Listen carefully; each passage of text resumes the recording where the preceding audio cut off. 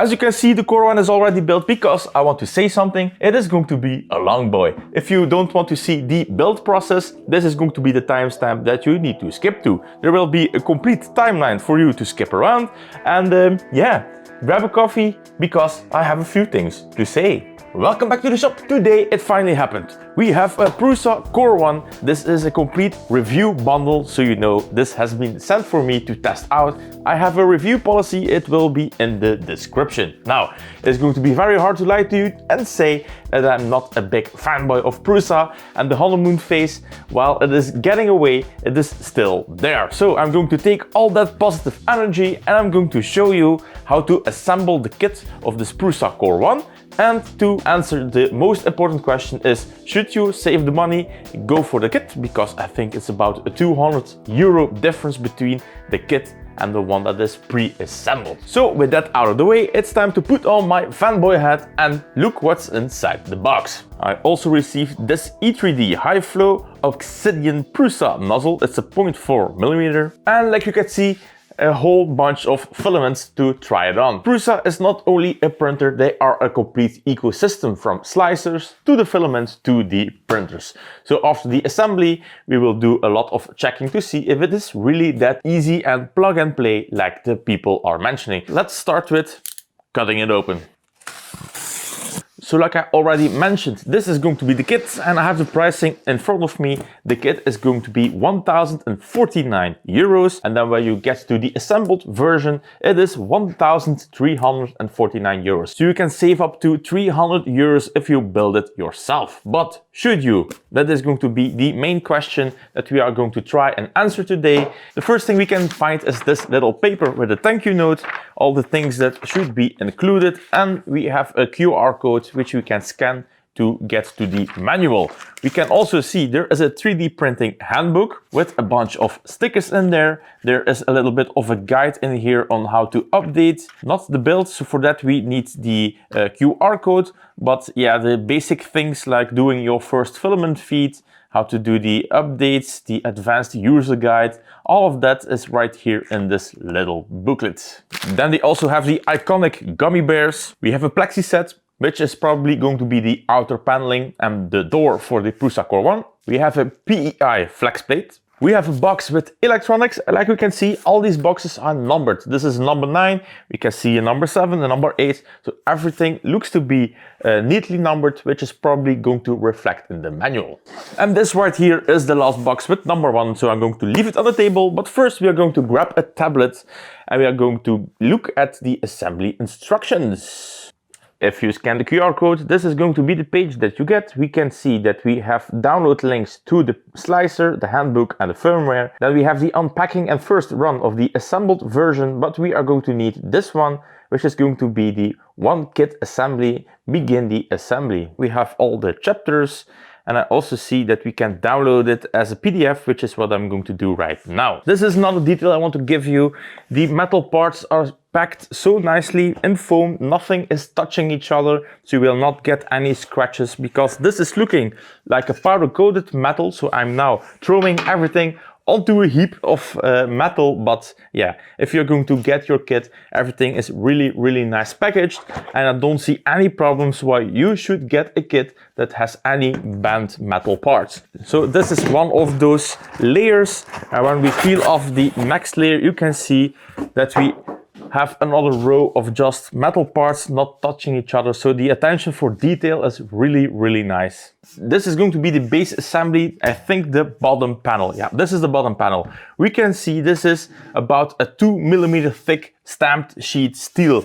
This is absolutely massive and strong. We also have what is going to probably be the top side of that housing. And then we have the back panel. Now the back panel is made of a flimsier metal. It is really easy to move it and wiggle it around, but this is probably not going to be structural. First look of the tooling, this little ply right over here isn't the best quality. Let me show you up close. Like you can see, yeah, not so perfect finish right over here. The other side is looking way better, but yeah, this is just to get people by that don't have the tools to assemble this printer. The screwdriver looks pretty nice, nothing wrong with it. Same for this one, it looks pretty nice. All right, so I'm going to fast forward a bit. We are going to do some minor assembly, and if I have something to say, I will pause it and I will get right back to you.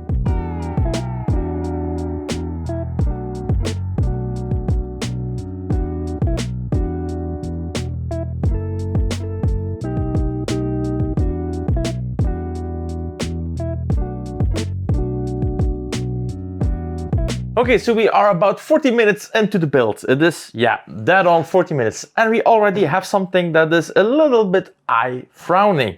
We are just mounting the first thing, which is going to be the Z-axis motors right here on the backplate. Now, one of the things that they are known for using are printed parts. Now, one thing I do not like to see is that we are assembling all the motors. So we are having 4 bolts on each motor. We are assembling everything into plastic parts.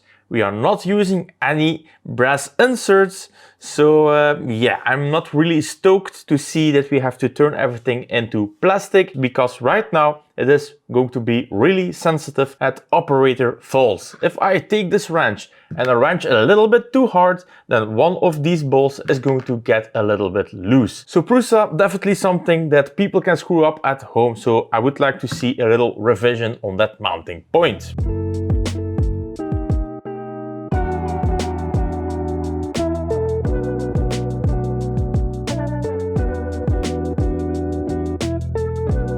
The base assembly is done. It took me around an hour to build it. The only thing I have encountered is that I tried to remove the tape from one of the rubber feet. I ripped off the glue and I had to take some of mine, reapply it because it wasn't sticking anymore. User error. It's all my fault. Except for my critique on the motor mounts, all the rest seems to be pretty fine. The only thing we are not doing is using any Loctite for all the frame bolts. So I hope nothing is going to rattle loose. They are not claiming to use any blue Loctite or anything like that. So I'm going to assemble it just like that.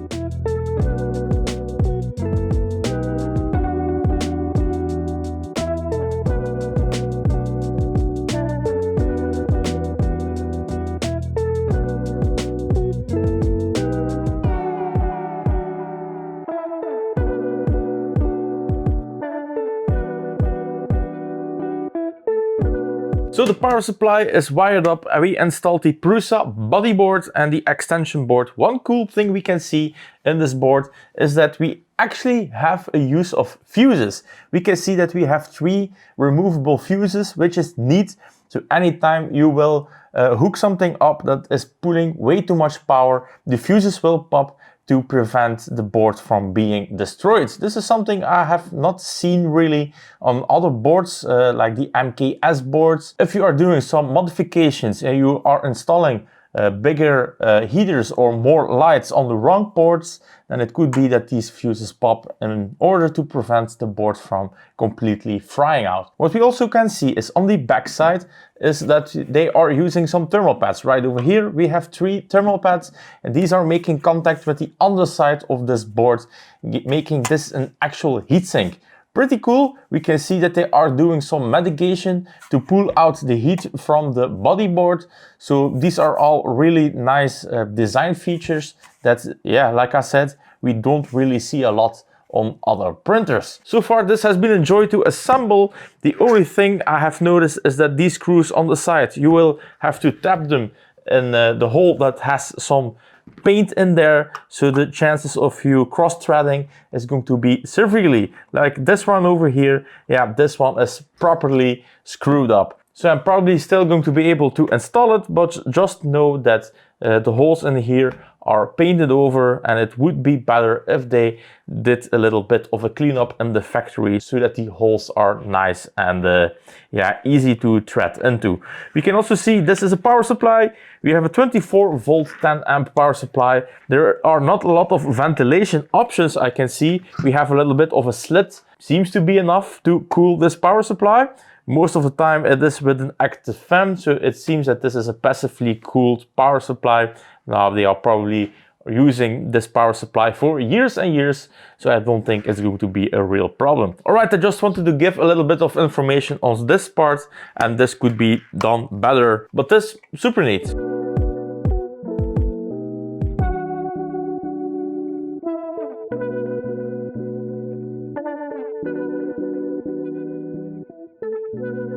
We are at the part where we are assembling the back panel, and for that we need some nylon rivets. These things right in my hand. Installing them is actually pretty easy, and I think I have never seen the use of these nylon rivets. The only thing you will have to do is line up the holes, you put it in all the way, and then you push it and it locks itself into the hole. I'm not sure how you are able to remove it. I think just a flat head behind the lip and just giving it a little yank will be enough. But most of the back panel is fastened with these nylon rivets. I can see that there are some bolt marks, so we are definitely going to screw it in, even with this self-tapping screw. So yeah, most of the back panel is mounted with these rivets. Now the electronics are in, we have our Wi-Fi chip in there, we have our power supply, everything mounted just fine. We have a plastic printed part right over there. We are using rubber grommets for everywhere that the cables are going to pass through.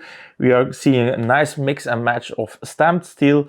We can also see right over here we have our two fans, and on the other side where the chamber is, we can see that there is a wire running through with a thermistor, which is going to read the ambient temperature of your chamber, which is going to come in handy for a new feature of this Core One, which is active chamber temperature management. This means that these fans will turn on when the chamber will get too hot, and when this thermistor on the other side says it is good enough, those fans will turn off. We can see there is no carbon filter implementation right now. We have 4 bolt marks, so maybe this is something that is going to be added later in the build, but right now, yeah, it is not looking like we are having carbon filters.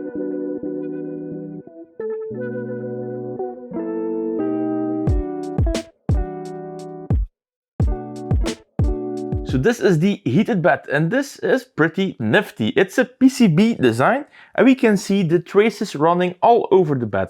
You can see the waveform, and these traces are going to heat up when we are going to hook up the apparently 24-volt power supply.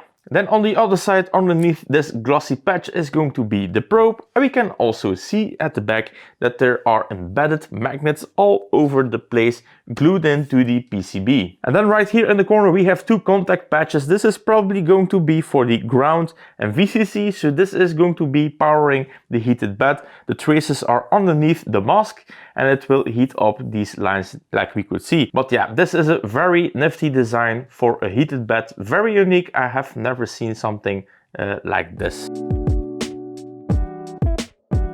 We reached the part where we are going to integrate the terminals into the heated bed. And one thing we can see is that the insulation of the black wire is being squished between the PCB and the wire lock itself. Is this going to be a major issue? I don't think so. The only thing that is going to happen is that we have a smaller contact patch on the ground wire because we have some insulation clamping between the wire lock and the PCB contact patch. So Prusa, another thing you want to look out for.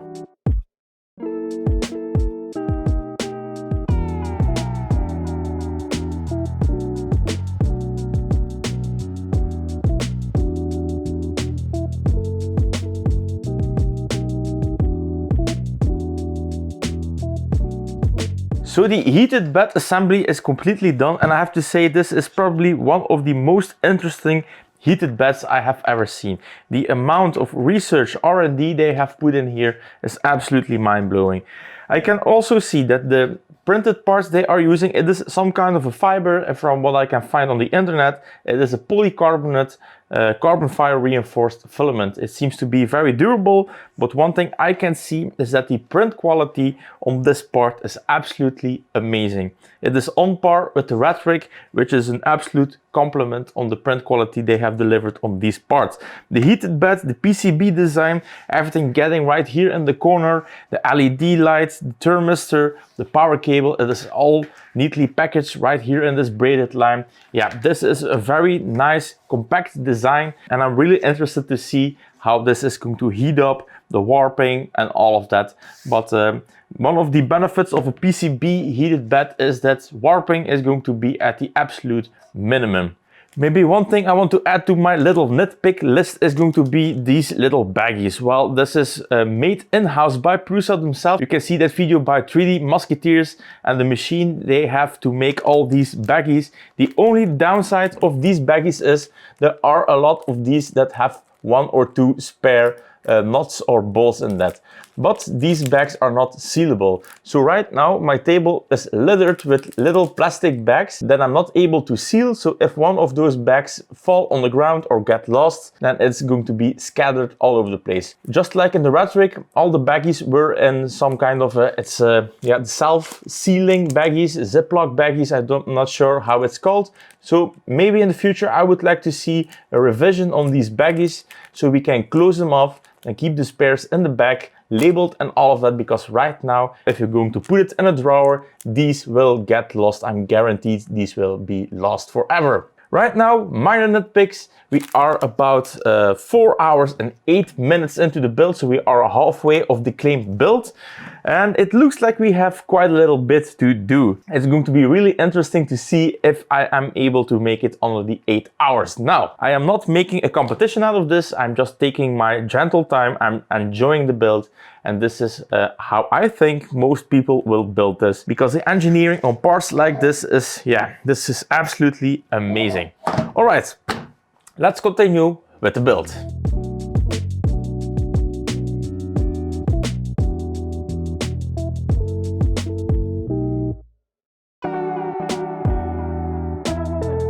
Here we have it, the y-axis of the Core One. I have to say, the ease of replaceability of the y-axis is absolutely 4 bolts, and the whole y-axis drops out for now. So this is something I don't see on other printers. The other printers, you need to disassemble basically half the machine to even be able to replace anything if you have problems with your bearings or not. We can see that we have roller bearings, so no graphite infused brass. They are using roller bearings on this axis, and I could also see that for the Z-axis they are using roller bearings. So replaceability, y-axis, top notch.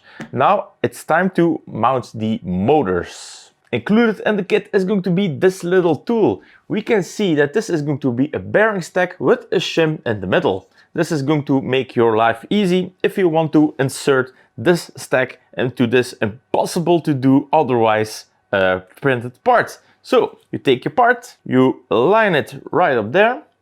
So it is now nicely present. You put in your bolt, you turn it in, and then you just pop it out and the bearings are in. Let me demonstrate. I am now turning in the bolt. Now I'm going to pull out the tool, and there we have it.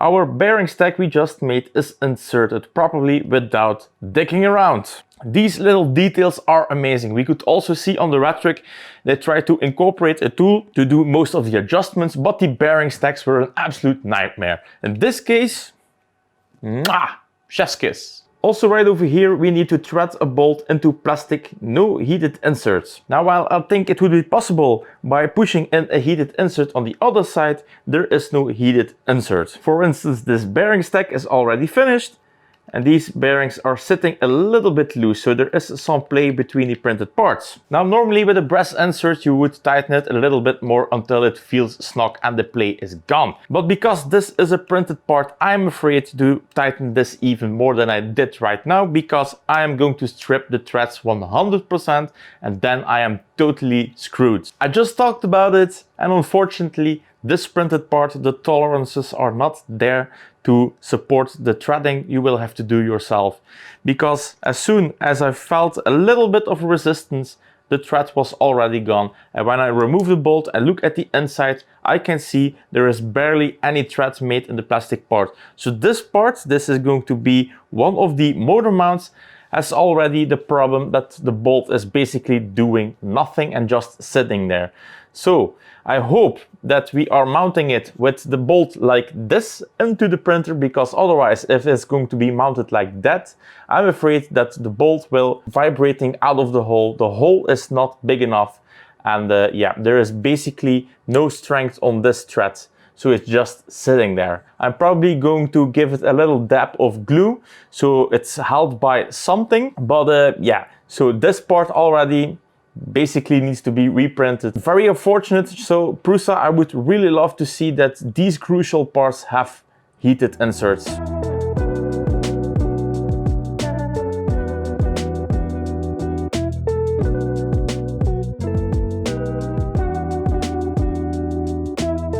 So the motion system is ready, everything is running nice and smooth, and my concerns about the bolts, this is going to be mounted like that. So the bolts are not just going to drop out and your idlers will not be just falling all over the place. What I did is I put a little dot of super glue on each bolt that I felt was pretty loose and the tolerances were not great. This is true for both motor mounts.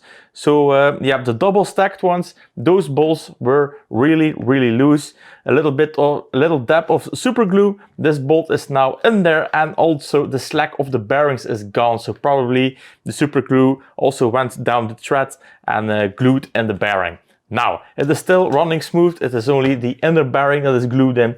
It is not going to move, which is what I wanted. What I can say is that every idler on this system, if it's on the Y-axis or the X-axis, is threaded into plastic without brass inserts. Not a big fan of this, and I think people will have issues with bolts coming loose, or maybe start to get vibrations via phase because stuff is getting loose.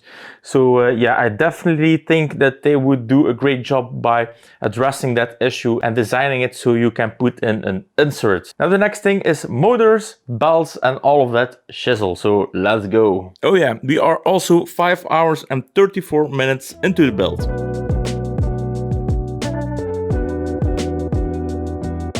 Before I continue with the motors and the belts, there's one more thing that I want to bring your attention to, and it's going to be the flexing of the X-axis. So this right here is the X-axis of the Core XY, and the main beam right over here is mounted with the L bracket that is sitting right over here, and we have another L bracket right over here. We don't have triangulation, which means that it is actually pretty easy to misalign, and even if you are going to be a little bit too rough, to make your gantry out of square. Now the reviews are already out, there are not a lot of print quality issues, but still, like mine was a little bit overbent, and we could see it was not hitting at the same time as the other corners. So if you are doing your belt tensioning wrong or anything like that, this gantry will twist. You will have gantry twist, which will also mean you will lose your accuracy and you will start to have print issues. So a little bit of a triangulation, maybe just a cover to put on here would fix most of these strength issues.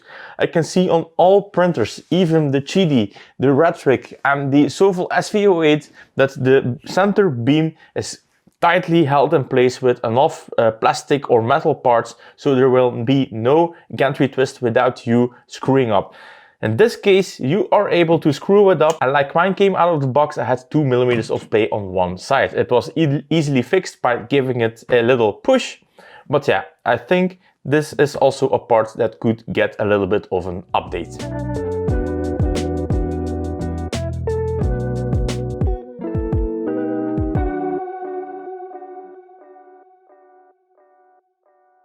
The motion system is completely done. We could see that we used a little tool to get the spacing correct on the motors, so very nifty. The belt routing is by far the easiest thing on the whole build. It's just a matter of making a loop-de-loops, putting the motors on, then following the correct path. It was super easy. Then this plate, also very nifty tool to get a clamp on the belts so they don't, so you don't pull them out. So yeah, very nifty design, really easy to assemble. It took all in all about 15 minutes. All right, now I think it's time to put it on the rest of the machine.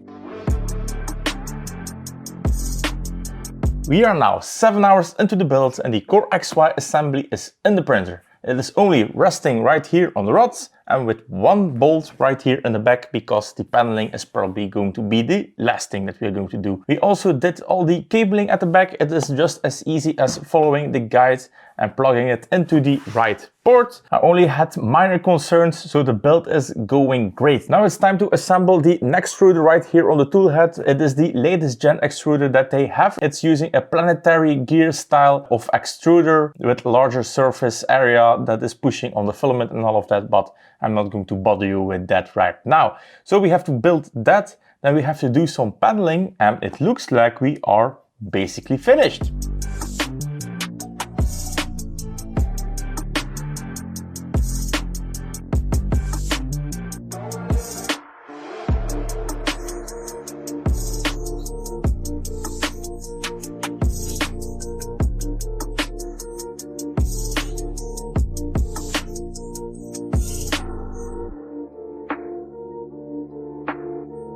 And with this last bolt and cover, the next extruder is completely finished. And we actually have a machine right now that would be capable of printing. Everything is hooked up on the print head, everything is hooked up at the back. So the only thing that remains to do probably is going to be building the enclosure. So right now we are about 8 hours and 36 minutes into what I consider a build that is completely finished if we don't consider the outer paneling. All right, let's finish things up and make this puppy run.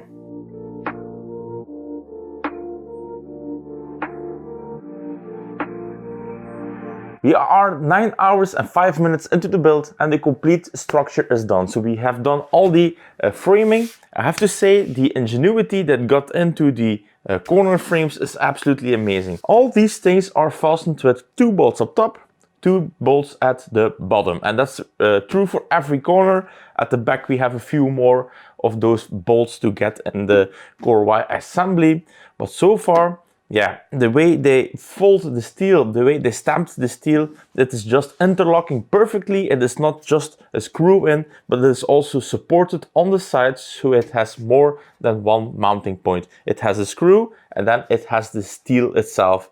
I'm going to take you closer so we can see what they have done. This right here is the perfect example. So we have our bolt in the middle, but we can also see the steel is supported right over here, and it's supported right over here, giving it a mounting point here, here, and one in the middle. So the metal will not be able to twist because we have the support structure here and support structure over there. The same is going to be true on top and on the side. So no matter how hard you try to twist the frame, it is just not going to happen because of those support points. Really nifty engineering going on, but right now it's time to finish up the build completely. We are going to mount in the paneling, we are going to mount in the screen, we have to finish up some stuff in the back, and when that's all done, I will circle back to you guys so we get our final overview.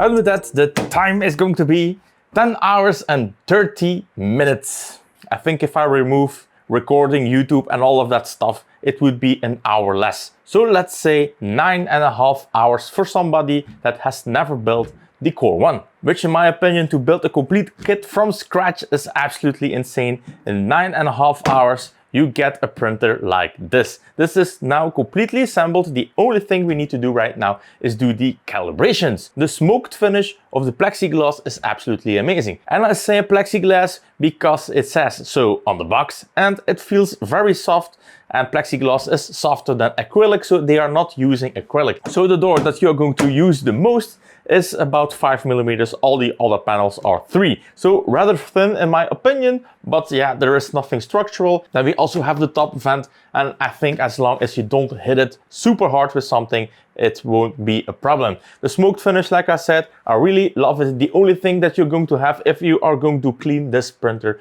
because it is a plexi, it will scratch up rather quickly. So far the build has been very uneventful. I really loved building the Core One. There is only one complaint I have, and I already told you that is going to be the motor mounts and the bearing sticks that needs a bolt threaded through into the plastic part on the other side. The tolerances were way off, and one of those bolts just, yeah, there was barely any thread and you couldn't even feel the resistance when you bottomed out. So one of the mounts was definitely misprinted, defective, a badly tuned printer in the farm. So one of those mounts I glued in the bolt is now secure. I have tried it with my Allen key. The bolt is not going to move anymore. Weirdly enough, the complete printer has a good mix of parts that need to be secured, where they slide in a nut, the square ones.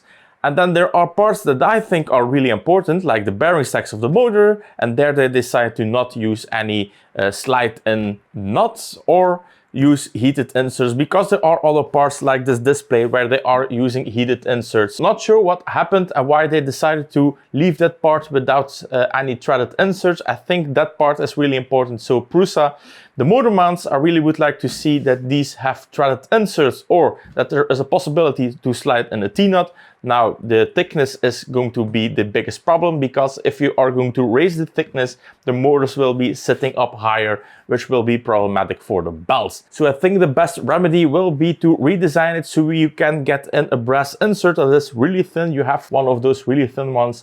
Do a little bit of a redesign. I think they can make it so that there is a possibility to have an insert. Also, the motor mounts on the bottom are also threaded into plastic. Not really happy with that. Those are the crucial points, the motors, the bearings. I would like to see that those are threaded into something that is not plastic. Also another thing, this orange handle, the only thing holding in the orange handle is going to be double-sided tape. Is this going to be a problem? I don't think so, because you open and you close it at the orange handle. It will take quite a lot for you to screw that up. Then the door, we have two magnets right here on the right side. Then we have the hinges. You can remove the hinges, you can remove the magnets and replace it at the other side. The cutouts are the same, the holes are the same. So it's basically the same mounting system on both sides. So this hinge and this hinge can be replaced to here, and the magnets that are sitting here can go right over here. So you can basically turn around the door. I decided to do it this way. I like my doors opening like that. All my doors in the shop are doing it like that. But in the case that you need your door to be switched around, it is definitely possible. Also the stamp steel, really nice how they figured out to make it strong enough while maintaining a fairly light, robust system. The self-carrying alignment tabs, really neat idea. Only about 3 bolts, 1 up top and 2 on each side is needed to completely make this a solid structure. We do have right over here in the corner, there is a little bit of a slit, so air can escape or air can go into this little slit. And thermal efficiency, if you're going to print anything hotter than a PET G, you will lose some air on the corners. Then you have this sliding vent system right here on top. This is going to do a lot if you're going to try and print ABS and all of that. Then let's talk about the tools real quick. The tools are good enough to get you through the build. Everything has been built with the tools of Prusa. The only thing I took was going to be a little snipper. They want you to use the snipper of this one. This one is awful. So just a little snipper is going to be enough. All the other tools are provided for you to make this complete build. Everything is of a decent enough quality to at least build one. Another gripe of me is going to be these little baggies. Right now, in all these baggies is going to be one spare. You can see trying to store these baggies is going to be an absolute nightmare. So what I'm probably going to do is just grab a Ziploc bag and just dunk them all in there. If you ever lose one of these bolts, then yeah, everything will be in this Ziploc baggie. I would like to see these baggies to be reusable, just like in Rhetoric. All these baggies were in Ziploc bags. Now I know why they did it. The machine they have built themselves to make these baggies and to sort everything is really complicated, and I'm not sure if they can incorporate those Ziploc baggies. So minor gripe, but yeah, like you can see, this is now a mess. And if you're going to try to move any of these, they roll out during the build. And sometimes you will see some screws on the table. You have no clue where they came from because they rolled out of the baggie. The print quality of all the parts they provided are really nice. The only parts that looked a little bit rough were the motor mounts. Those were probably printed out of a PET-G with an insulator plate. All the rest right here on the outside, the spool holder and the handles also seem to be from PET-G. We do see a mix of fiber reinforced parts inside, probably to try and defeat the heat problems if you're going to use PET-G. So from what I read, it is going to be a polycarbonate with a carbon fiber, and the parts that really need it, like the motor mounts and all of that, and the belt tensioners, are made out of that material. Also the little nylon pop rivets, really cool stuff. Everything you can see on the side panels and the back panel, most of it has been used with those little push pop rivets. My first opinion was a little bit, do I like it? But everything seems to be sturdy and solid. So everything that needs to be screwed has been screwed in, and the pop rivets just finish the thing up. I cannot pull a panel out. Even if I would try to yank it out, there are enough of these nylon rivets. I don't see that as a problem. Alright, that's going to be enough rambling. Now it's time for the tedious part, which is probably going to be tuning, because we need to tension our belts and then we need to go through all the steps to make our first print. And that is what we are going to end with in this video. Once the first print is done, I will take my time to take a proper look at this printer, try to print all the things that they have sent me, and then give you my final opinion in the review, which will be probably for in a few weeks or months. Alright, time for the calibration. The building is done. Now it's time to power it on for the first time. Well, I already did. I forgot to turn on the audio. So what I did is basically run a script to connect all the boards together and make them all updated and working together. Like I can see right now, we have to put this stick that was delivered with the printer into the screen, power it on for the first time, and it will do an update. I think it's going to be a firmware update. What we should see is the screen light up, and it is saying that we have a new firmware version available, and it is now asking us to do a flash. So I'm going to press flash, going to let it do its work, and we will see after that what we need to do next. We can see that the installation is done. We have to select our language. We have quite a nice list of languages. No Dutch for the Dutch-speaking people, but I would always suggest to put it in English. Then we get a few options. The printer is a Core One, the print head. We can choose the print bed, it's the extruder. We have a silicone sock. Apparently the stock one comes with a high flow. We do have a hard nozzle, but it is not installed, and the nozzle in there is going to be a 0.4 millimeter. So that's all correct. It is asking me to connect to my Wi-Fi using my phone. So basically you go around the back, you touch the NFC part of the printer, and it now successfully entered the digits you put in your phone onto this printer. Okay, so it's asking to do a self-test. Let's press yes. Touchscreen also works pretty nice. We have to install a printed sheet. Let's start with the textured one.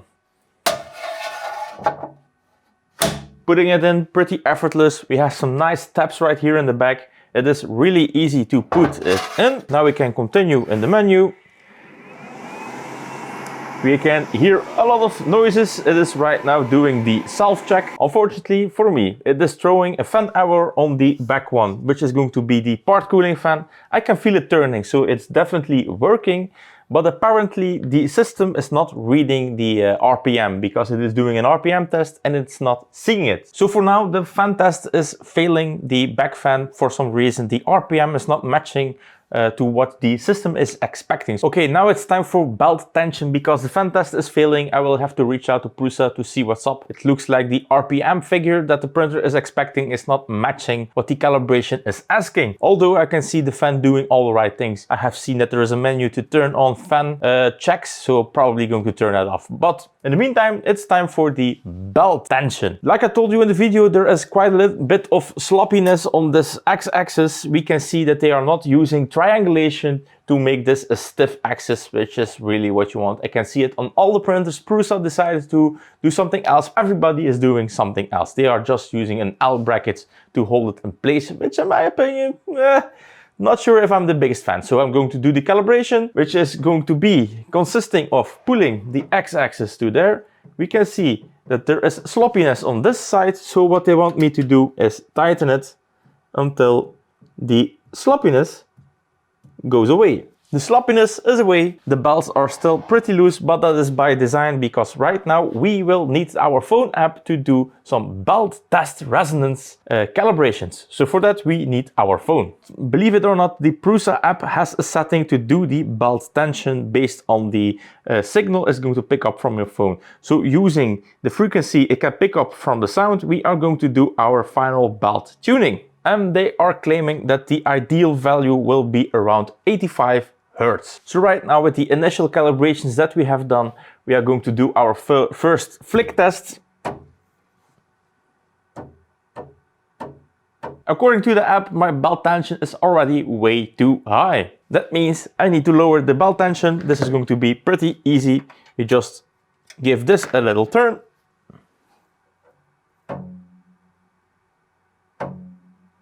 Both belts seem to be at 85 Hertz. Now the real test is going to be when I move this head to the front. If it's going to hit at the same time. Yeah, I would say it's pretty much perfect. All right, let's continue with the self-checking.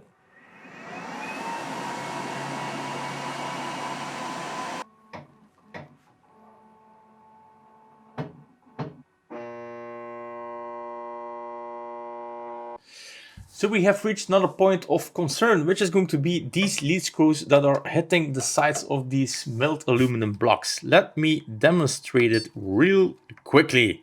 Let's do an auto.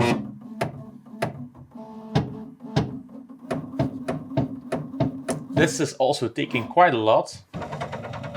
And as you can hear, and now it's done. Now what I already did was loosening all of these connections to see if the bed was maybe a little bit crooked. That is not the case. So next thing that I'm going to do is dropping the Z-axis. We get some nastiness.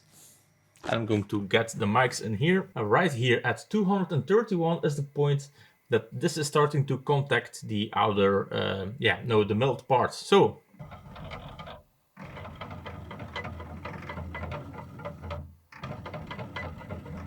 yeah, and they are both doing the same. Well, gentlemen, I think we have a fix. So I loosened them. I have readjusted the POM or the nylon nut, and it looks like that problem already went away. We have another one, so I'm going to do the same thing. I'm going to loosen it. This is, by the way, something that is not mentioned in the manual, that this could happen, that loosening this is probably going to be the fix. So let me do a few more tinkering thingies and I will get back to you if I think it is finished. It's silent. All right, so we have troubleshooted our first problem, and right now let's drop it all the way down. It is dead silent. All right, so a few observations. First of all, the location of this nut and how hard you are tightening those bolts are super important. They are not mentioning it in the manual. You are using 3D printed plastic parts. These can warp, and I have a suspicion that the part on the right has a little bit of a warp in. So I have tightened this mount a little bit harder on one side, shifted a little bit over, and now I can see that this rod and this rod is going nice and straight up. They can prevent this by those injection molded silicone socks that you can put over your rod before you push it into that hole. It doesn't have to be super tight, it just has to be there as a little bit of a spacer, that before you tighten things down, that your alignment is correct. Because right now I am the happy owner of a non-rattling Prusa Core One. So for anybody that has the same problem, that your rods are smacking the sides of your aluminum milled mounts up top, just know that dropping it all the way down, loosening the two bolts that contain the T-nut, so that this is a black plastic nut that will ride over your rods, and then playing around until the rod is nice and in the middle of this hole, that will eliminate that problem. First problem eliminated. The fan is still a problem, so I will be waiting for Prusa to get me with an answer. I think that it is probably going to be a fan that is not working correctly, maybe some software bugs, or what also could happen is that we have a damaged board or one of the cables is damaged. One other cool thing on the calibration is right over here in the nozzle is going to be a load cell. So it is asking me to touch it when it gives me the beep in 5, 4, 3, 2, 1. You push it, and now the system says to me that the load cell works correctly. Nice. Okay, so let's put in the filament. I have put in a spool. Now let's feed in the filament. Okay, so one neat thing we can see is right over here. This is going to be the filament sensor. When we put it in, we can see it change from off to on. Now this between the gears is still saying off. So I'm going to continue feeding this filament.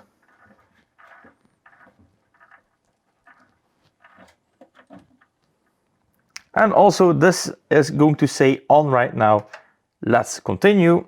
I just figured out there is no input shaping on this machine. Well, there is one, but it's really interesting. First of all, if you want to have input shaping, you will have to buy an additional board to do the input shaping.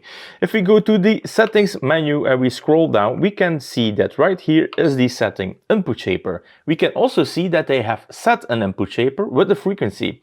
For the x-axis, they have set it to 60 Hz at EI, and then they have the y-axis also set at EI at 50 Hz. Now EI is fairly bit more aggressive than the regular, what is it going to be, the MZV or the MZ if you have a really neat printer. So right now it seems that they are trying to circle around the issue that there is no input shaping chip right here in the print head, and because it is optional, they are picking one for you that is fairly aggressive, which means that you will have a loss of detail. So if you want to have better detail than the EI that is now on there, you will have to do your own input shaping, and for that you will need to buy the additional board that you will need to hook up to the nozzle. I'm not sure what to think about that, because right now every printer and their dog has standard input shaping in there, and that right now in this board there is no accelerometer.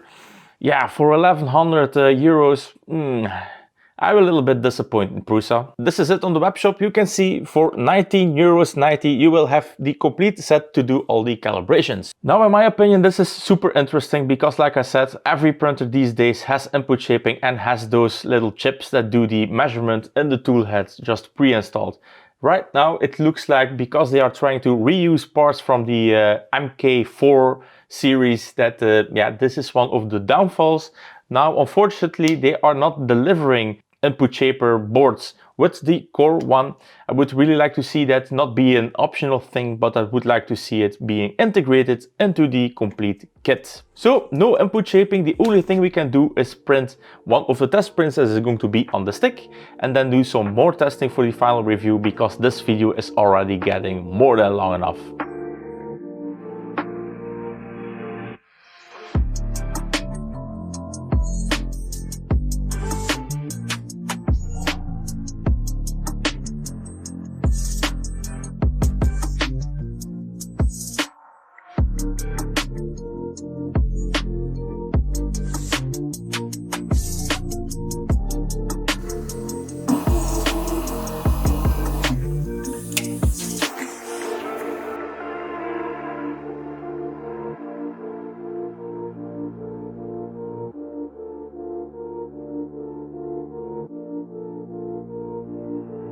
We just have seen we had a little whoopsie.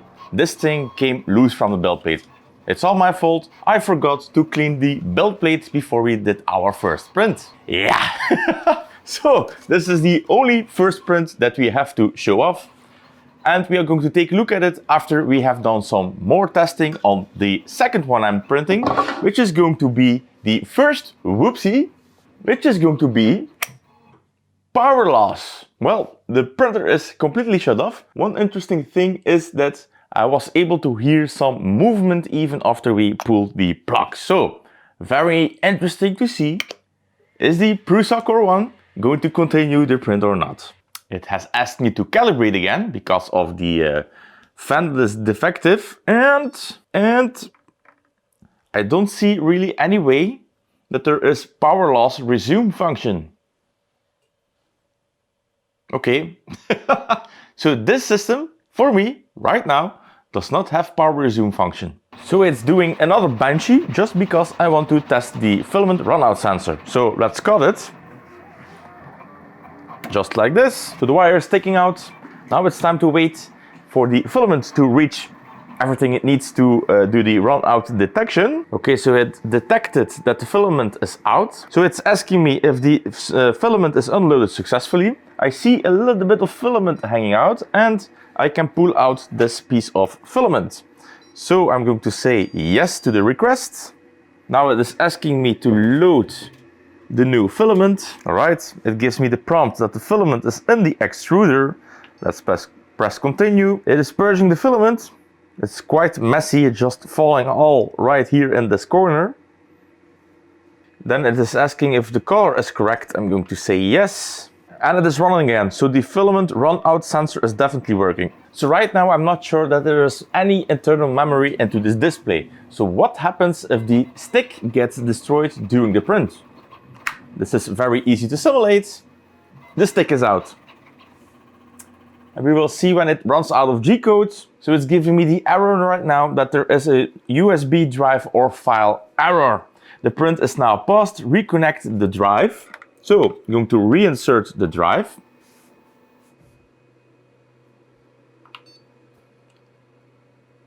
And it looks like it's even going to resume. That oopsie.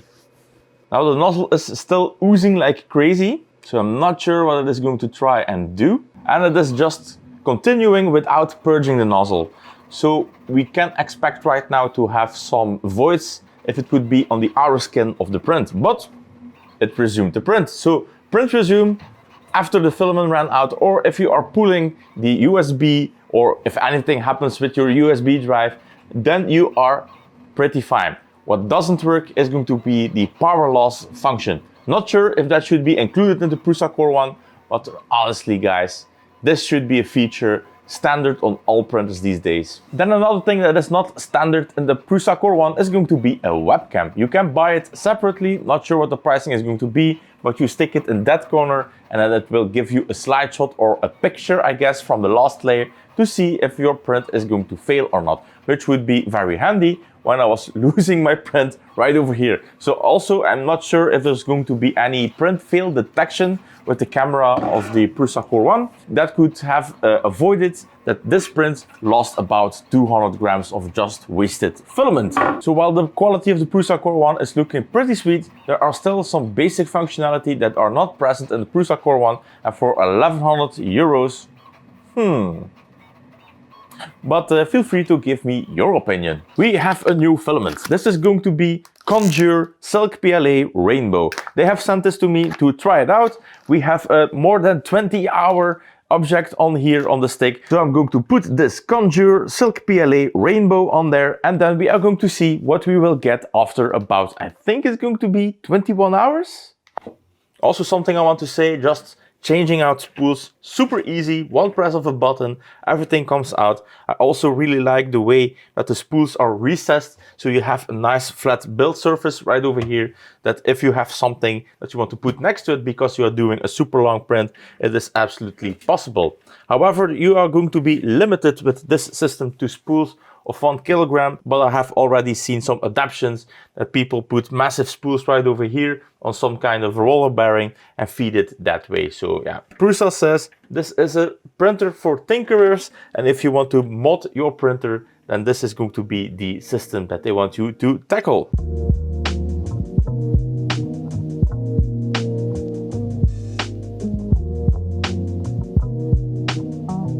And here we have it, a print that is as good as a complete build chamber. But how did it do it?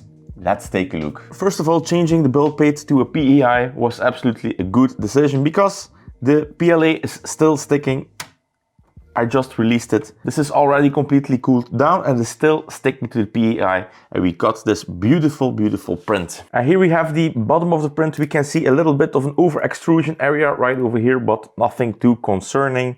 The letters are all nice and in there. Looking at this print, we do see some kind of a VFA artifacting, and this is going to be the model printed with Conjure Silk PLA Rainbow, and it came out absolutely amazing. Look at the details inside. it is looking absolutely awesome. So this is going to be my first opinion about the Core One. This is not a review. We are going to do a review when we put more hours into the printer than we do right now. I think we have about 50 print hours into the machine. We have done this print. We have done what is going to be close to a full build chamber print. Then we did some Banshees. This was the normal regular Banshee. Then they have also a ludicrous Banshee. We can see that on the ludicrous Banshee, the details are still there. The only thing that they did was not speed up the printer, but they did do the walls at one layer. When we look at the Banshees, we can see that the part cooling fan has a little bit of a problem right here on the bow. We can also see it on the printer. The airflow is pretty weak. It is fine enough for regular printing. We can see it right over here, and we also have some overhangs right over here.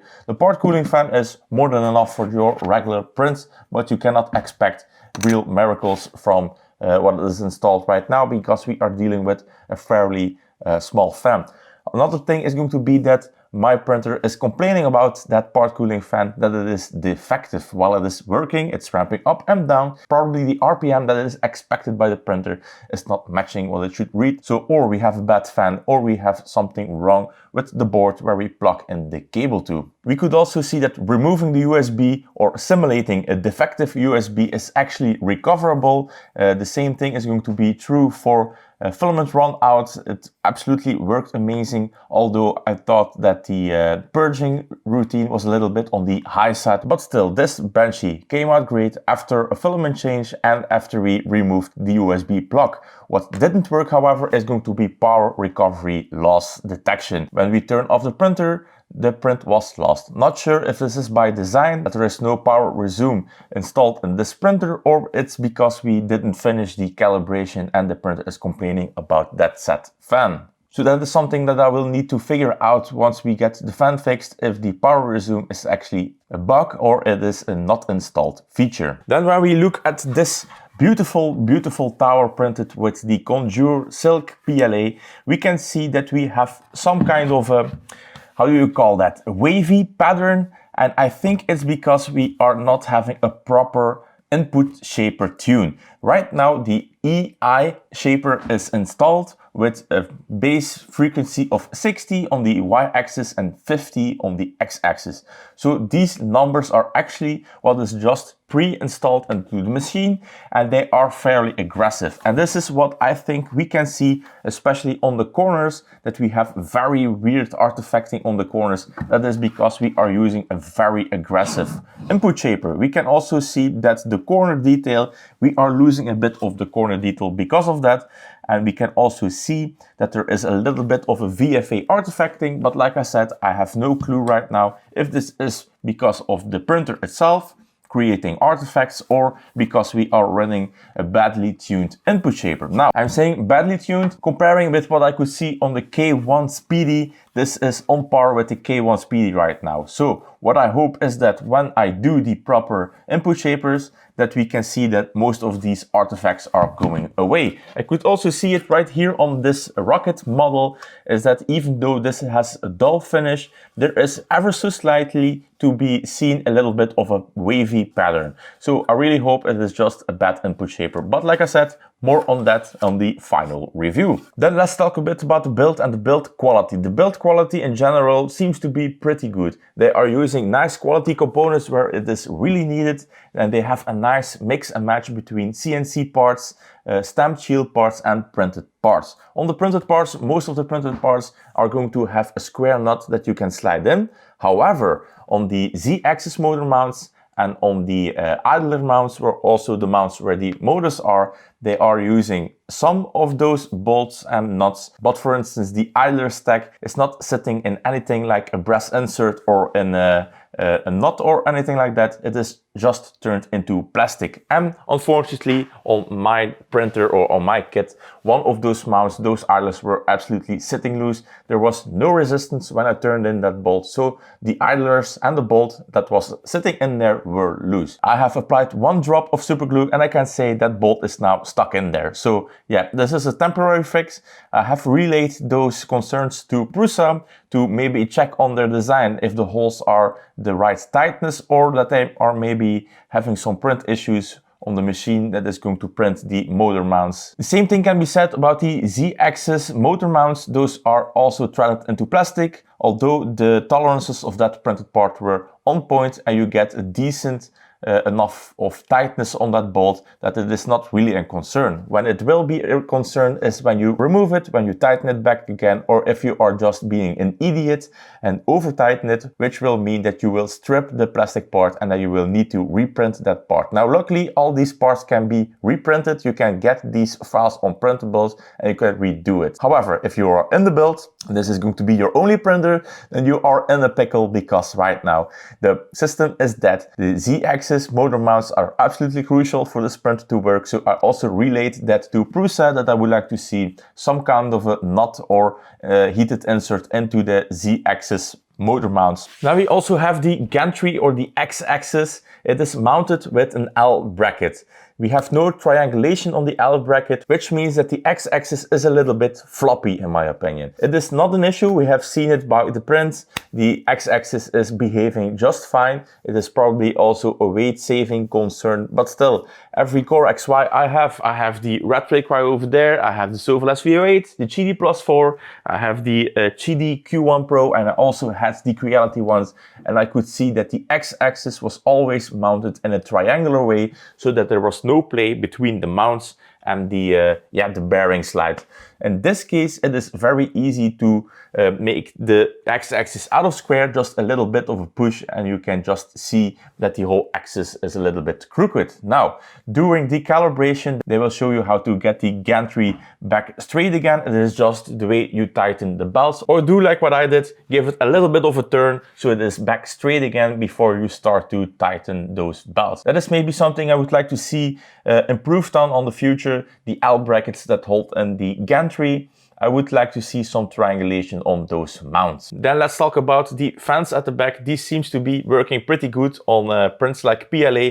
We could see that the chambers were not going over 25 degrees, and this has been a 90-degree shop, so it is doing an absolute great job when you open the vents to keep the chamber cool. There's also a ramping effect, so when it notices that it's getting hotter, the fans will go faster and faster, making it quite loud. The system is not super quiet, but you have an option in the menus I have seen to make it silent, which is probably going to drop the speeds. It is probably also going to have effect on your quality, because Core XYs that are printing slow are in general going to create artifacts on your prints. Core XYs need to be ran at 150 or plus to get the absolute best surface finish, in my opinion. From all the Core XYs I have tested, every Core XY that goes under 150 or 140 or something like that, you will start to get more of that VFA artifacting, which is probably also a little bit on the case. I could see that the print speeds were not super high,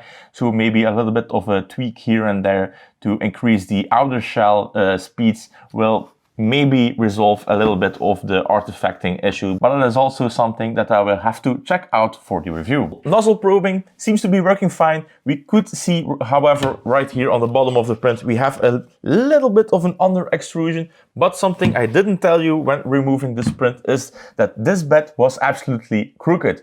The build plate was not leveled at all. There is also not a feature to level the bed, so it's not going to probe the corners, because I guess that all these motors are driven by one stepper, which means you will have no build plate calibration or platform calibration. So you will have to drop the bed or disable the motors, set it at a set height, and then use the feeler gauge to make sure that you are at the set height. Because when I drop the bed, it is still a little bit out of whack. So, or you are going to do some eyeballing, or you will have to use some feeler gauges to see if you are close or not.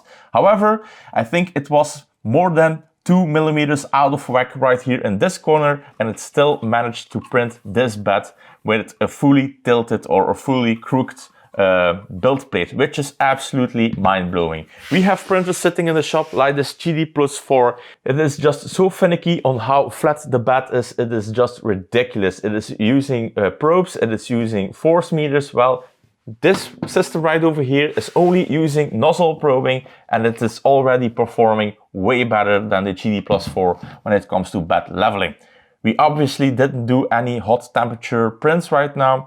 we will have to see how it will react to temperatures to ABS, but because the build plate is basically a PCB design, PCB is made out of fibrous materials and all of that, so the expansion and the getting warped and crookedness is already a little bit compensated because it is a PCB design instead of an aluminum bed. It's going to be really interesting to see how it is going to act, but right now the first layer test is absolutely ridiculous, being that this bed is so crooked. It is absolutely mind-blowing that they were able to compensate for all of that. So really good results on the first layer test. Then right over here we have a turn dial. I have been using both the turn dial and the push buttons. I think it is an absolute great system. The menus are nice and clear, and I actually prefer to use the turn dial, and then when I want to confirm something, I use my finger to push it. So it's a little bit of a mix of both. It is going to be dependent on what you want to use, but I have been noticing myself that I'm using both the dial and the touchscreen. It is nice and responsive. There is no huge delays like you can see on the GD+4 when you're loading thumbnails. It is absolutely slow. In this system, the screen is working perfectly. Now, something we also notice on this printer is the lack of a USB webcam. We could see during the setup that you are guided to the app of Prusa, which is going to connect the printer to your app. This was absolutely hassle-free. There is an NFC badge right here in the back. Yeah, the whole process is just mwah. The only problem is that no webcam is currently right here in the printed kit. I do have seen that you can buy it optionally. It is, I believe, a wireless one that you just magnetically pop in there because there is no cable unless you have to run one. But right now there is no cable and there is no webcam in this build. For 1,100 euros, I would like to see a webcam just standardly included. And that is going to bring me to the next thing. In order for you to do the input shaping that is highly needed, for so far I can see on this print, it is highly needed to do your own input shaping. Well, the boards and the wires to do the input shaping are not included. They are using the toolhead boards and the boards at the back of the Prusa MK series, which means that those boards don't have native support for the input shapers. And with that, I mean the chip that does the input shaping resonance measurements are not on the boards. So they are making a separate kit. I believe it's going to be 20 bucks or 20 euros to add it to your card in order to be able to put it on your nozzle and do your own input shaping. From what I can see right over here, it is absolutely necessary to do the input shaping. Every printer is going to be different. There's no one set shaper for every printer, or it's going to be what like they did right now, and it's going to be a very aggressive shaper to give you at least decent enough results to get you out of the box without shipping one. So that is also something I have relayed back to them, why they took the decision to not include an input shaper. I still don't get an answer on that, so that will be an answer that I will give you on the final review. Also on the screen right over here, we have a stop button, which actually works perfectly fine. It is more acting like an emergency stop. If you push it, the printer will stop and reset. I have used it quite a few times.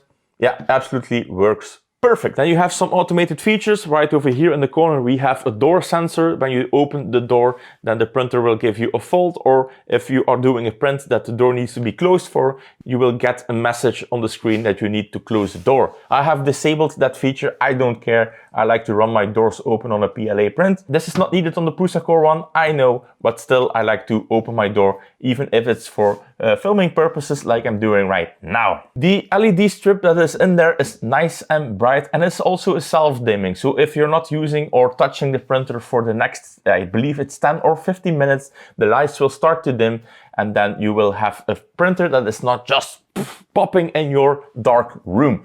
This is also a feature that I have turned off. And right here in the back, there's also a metal swivel arm. And this is going to connect the PTFE tube and the wiring loom that is going to the printhead. And it is fortifying the first movement of that whole bundle. It is pretty nifty. It also prevents all of your wires or your PTFE tubes of just wrinkling around each other. Very simple solution, and it seems to be working pretty fine. Then about the build experience, it took me around 10.5 hours. This is included some footage that I had to take, so I can deduct about an hour from that. So anything between 9 and 10 hours if you're not super inexperienced, if you are used to building an IKEA closet or just your regular Lego sets, then this is going to be somewhere between the 9 and 10 hours of build time.